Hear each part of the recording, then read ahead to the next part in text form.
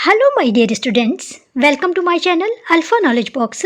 इस वीडियो में आज हम एनसीईआरटी क्लास 6 इंग्लिश पूर्वी के chapter 2 the raven and the fox के एनसीईआरटी क्वेश्चन आंसर को करने वाले हैं और ये वीडियो एनसीईआरटी क्वेश्चन आंसर की पार्ट 2 वीडियो है।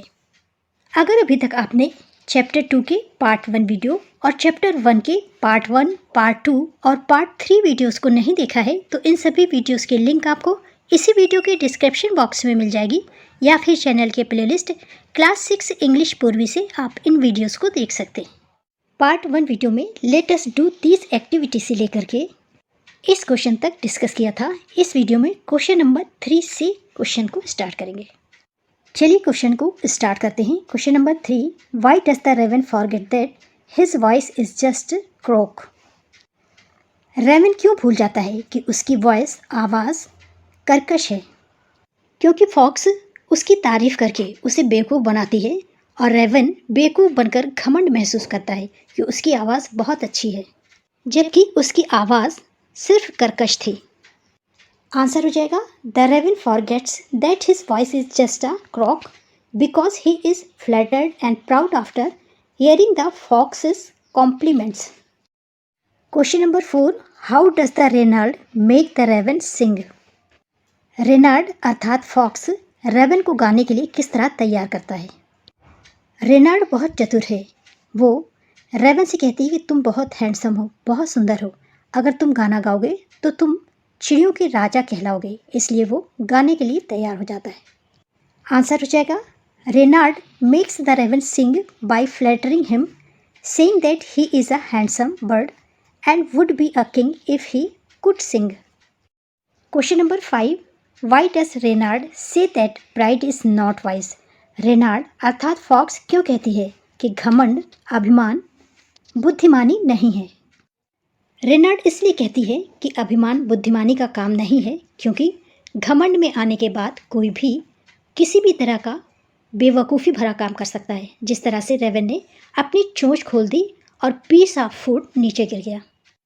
आंसर इस तरह हो जाएगा Reynard says that pride is not wise because being too proud can make you do foolish things like the raven opening his beak and losing his food. Question number 6 है, give one reason why the teaching is quite a surprise. कोई एक कारण बताइए कि शिक्षा इतनी आश्चर्यजनक क्यों है। यहाँ पर रेवन की बेवकूफ़ी को ध्यान में रखते हुए आंसर देना है। आंसर इस प्रकार हो जाएगा the teaching is quite a surprise because the raven did not expect to be tricked by the fox's compliments and lose his food. Question number 7 है, imagine someone praises you too much. How would you react? अगर कोई आपकी बहुत ज़्यादा तारीफ करता है तो आप क्या करेंगे, कैसे रिएक्ट करेंगे? जब भी कोई आपकी तारीफ ज़रूरत से ज़्यादा करे तो उसकी इंटेंशन को समझने की कोशिश करिए और सावधानी बरतिए। रेवन की तरह बेवकूफ़ मत बनिए। आंसर हो जाएगा if someone praises me too much I would be cautious and try to understand their intentions. Let us learn question number 1, write the rhyming words from the poem one has been done for you. यहाँ पर stanza 1, stanza 2, stanza 3 और stanza 4 में एक एक words दिए हुए हैं। इनके लिए राइमिंग वर्ड्स लिखना है और बी पर दूसरा राइमिंग वर्ड्स लिखना है। यहाँ पर एक राइमिंग वर्ड्स स्टेंजा 1 में पहले से दिया हुआ है, लिम्ब हिम, यहाँ पर दूसरा लिखना है आपको। स्टेंजा 1 यहाँ से यहाँ तक है। यहाँ देखिए ये लिम्ब लिखा हुआ है, ये हिम। इसी तरह से बीक लिखा हुआ है, सीक लिखा हुआ है। स्टेंजा 2 में बर्ड लिखा हुआ है, बर्ड लिखा हुआ है, सिंग लिखा हुआ है, किंग लिखा हुआ है। स्टेंजा 3 में जोक, क्रॉक लिखा हुआ है, प्राइड, आइड लिखा हुआ है। इसी तरह से स्टेंजा 4 में राइमिंग वर्ड्स लिखे हुए हैं, नो, ग्लो, अनवाइज और सरप्राइज। इसी तरह से आपको स्टेंजा राइमिंग वर्ड्स, स्टेंजा 3 के लिए राइमिंग वर्ड्स और स्टेंजा 4 के लिए राइमिंग वर्ड्स लिखने हैं। पोम में अभी हमने देखा था वर्ड का बर्ड राइमिंग वर्ड्स था, सिंग था, किंग था, जोक का क्रॉक था और प्राइड आइड था, नो का ग्लो था और अनवाइज का सरप्राइज था। लेट अस लर्न का क्वेश्चन नंबर 2 है, study the underlined words in the poem. पहला है, for the raven held in his great big beak. The words big and big begin with the same B sound. इस underline words को देखिए, big और big दोनों same B sound से start हो रहे हैं, शुरू हो रहे हैं। और बी में लिखा हुआ है the song of sweet birds. यहाँ पर सॉन्ग और स्वीट सेम साउंड एस से स्टार्ट हो रहे हैं। Alliterate is a repetition of consonant sound at the beginning of the words. When two or more words together begin with the same sound, it is called alliteration. Hindi में alliteration को बोलते हैं अनुप्रास। जब दो या दो से अधिक ऐसे वर्ड्स जो कॉन्सोनेंट से स्टार्ट हो रहे हैं और दोनों की साउंड एक जैसी निकल रही हो, तो इस तरह के वर्ड्स को alliteration बोलते हैं। Now pick another examples of alliteration from stanza 2. ये हो जाएगा woods और wood। यहाँ पर ये दोनों कॉन्सोनेंट से स्टार्ट हो रहे हैं W से, और इसकी वॉइस भी सेम निकल रही है। क्वेश्चन नंबर 3 है, choose the correct opposites from the box given below and complete the table. There are 2 extra words that you will not read. इस बॉक्स में कुछ अपोजिट्स वर्ड्स दिए हैं, इन्हें सेलेक्ट करना है, चूज करना है और इस टेबल में दिए हुए वर्ड्स के सामने लिख करके इसे कंप्लीट करना है। यहाँ पर 2 एक्स्ट्रा वर्ड्स हैं जिनकी आवश्यकता आपको नहीं पड़ेगी। पहला है वॉइस, दूसरा है हैप्पी, तीसरा ह्यूमैलिटी, चौथा flu, remembered, notice, dim, cried और सिली। टेबल में वर्ड्स दिए हुए हैं past, forget, foolish, pride, laughed, ignore और ग्लो।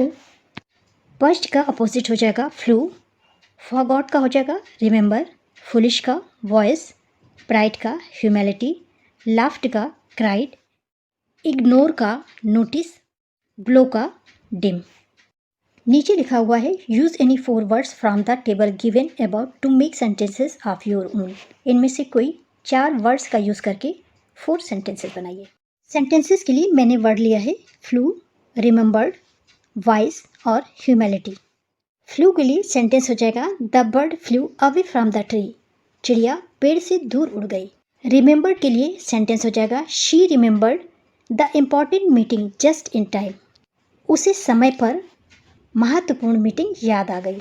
वॉइस के लिए सेंटेंस है the wise old man give up some valuable advice. बुद्धिमान बूढ़े आदमी ने हमें महत्वपूर्ण सलाह दी। चौथा है ह्यूमैलिटी के लिए His humility made him very likable among his peers. उसकी विनम्रता ने उसे उसके दोस्तों के सामने बहुत पसंदीदा बना दिया। Let us listen में है You will listen to what the crow did after he lost his food. As you listen, mark the given sentence as true or false. Refers to page number 37 for transcript. Page number 37 पर एक transcript दी हुई है, इसे आपको read करना है, जिसमें लिखा हुआ है कि क्रो जब अपने खाने को खो देता है तो वो क्या करता है। इसके अनुसार आपको बताना है कि ये सेंटेंसेस ट्रू हैं या फॉल्स। यहाँ पर मैंने पहले से लिख दिया है। पहला सेंटेंस है the crow was unhappy that he lost his food. अपने खाने को खोने के बाद क्रो खुश नहीं है। ट्रांसक्रिप्ट के अनुसार ये ट्रू है। Second, the crow thought that his lovely feathers made him smart. Crow ऐसा सोचता है कि उसके लवली फेदर्स उसे स्मार्ट बना देंगे। ट्रांसक्रिप्ट ने ऐसा नहीं है, ये फॉल्स स्टेटमेंट है। लास्ट है the crow wanted to tell his friends not to be proud. Crow अपने फ्रेंड्स को बताना चाहता है कि घमंड नहीं करना चाहिए। ये ट्रू स्टेटमेंट है। Let us speak narrate the poem in the form of a story. अभी आपने जो पोम पढ़ी उसे आपको स्टोरी की तरह बोलना है, कहना है give a different ending to the story you may begin like this. Poem के एंड में ये होता है कि क्रो के मुंह से फूड पीस गिर जाता है और फॉक्स उसे लेकर के भाग जाती है। आपको अपनी स्टोरी में इस तरह का एंड नहीं करना है, बल्कि यहाँ पर कोई दूसरा सेंटेंस यूज़ करना है। स्टोरी आपको स्टार्ट करनी है this is a story about a clever fox named Reynard and mister Raven one day. इसे आपको केवल बोलना है, एक दूसरे को सुनाना है, इसलिए आप अपने अनुसार इसे बोल करके एक दूसरे को सुनाइएगा। लेट अस राइट, यहाँ पर जो स्टोरी आप नरेट कर रहे हैं उसे अब आपको लिखना है कन्वर्सेशन के फॉर्म में। Remember to write only the action for the Raven as he has food in his mouth and does not speak. सबसे पहले रेनाल्ड बोलती है good morning mister Raven, you seem to be awake so early. Mister Raven just nods his head, उसे बोलना नहीं है इसलिए केवल वो अपने सिर को हिलाता है। Reynard, oh mister Raven you look. इसके बाद आपको इसे कन्वर्सेशन के अकॉर्डिंग आगे बढ़ाना है, इसे आपको स्वयं करना है। चैप्टर के लास्ट में let us explore origami is an art of folding object out of paper two create both 2 dimensional and 3 dimensional object. Origami Japan का एक आर्ट है जिसमें पेपर को फोल्ड करके 2 डायमेंशनल और 3 डायमेंशनल ऑब्जेक्ट्स या शेप्स बनाए जाते हैं। Let us make stick puppet and enact the poem. You may take the help of the pictures given below. चलिए स्टिक पपेट बनाएं और पोएम को इनेक्ट करें। इसके लिए आप नीचे दिए हुए पिक्चर्स की हेल्प ले सकते हैं।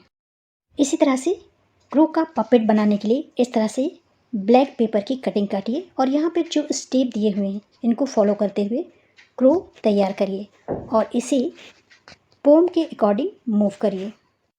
इसके साथ ही साथ you may use the puppet while narrating the story, जब आप स्टोरी सुना रहे हैं तो इन पपेट्स का और इस पपेट का यूज़ भी कर सकते हैं। This is the end of video. Thanks for watching.